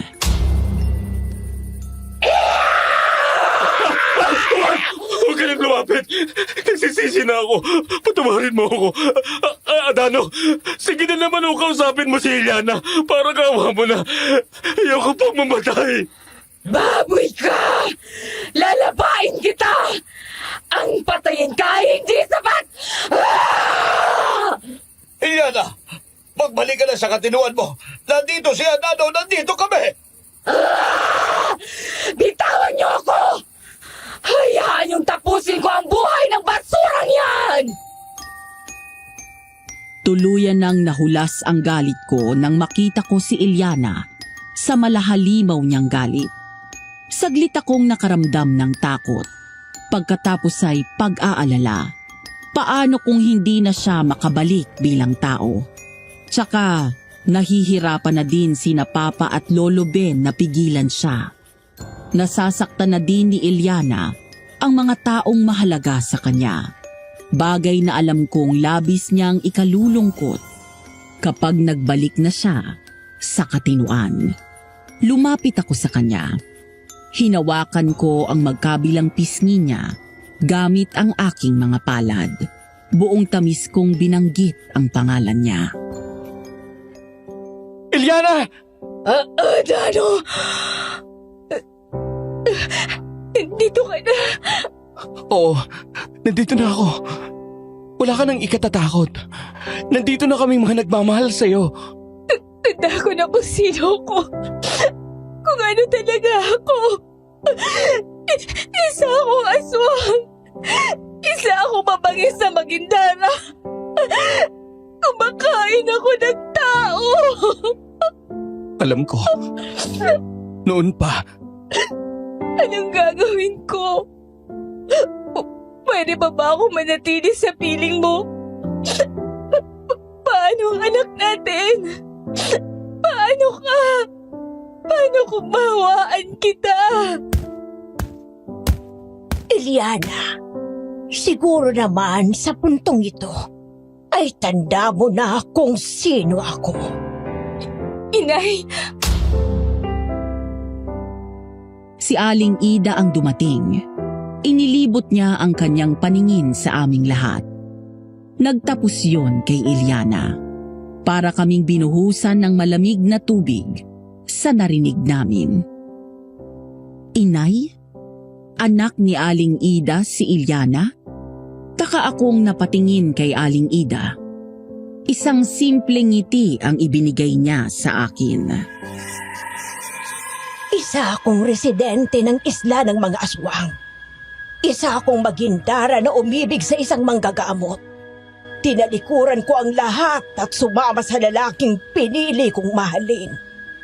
At anak ninyo nang magagamot si Eliana. Oo, pero pinili namin siyang ipadala sa piling ng mga aswang. Dahil mas nanaig sa kanya ang dugo ng pagiging magindara ko. Kaysa mapatay siya ng mga tao, pinili ko siyang manatili sa piling ng mga kauri namin. Bakit hindi ka na umuwi sa atin, Inay? Kahit na mamatay na si tatay, ayaw mo na ba ako makita?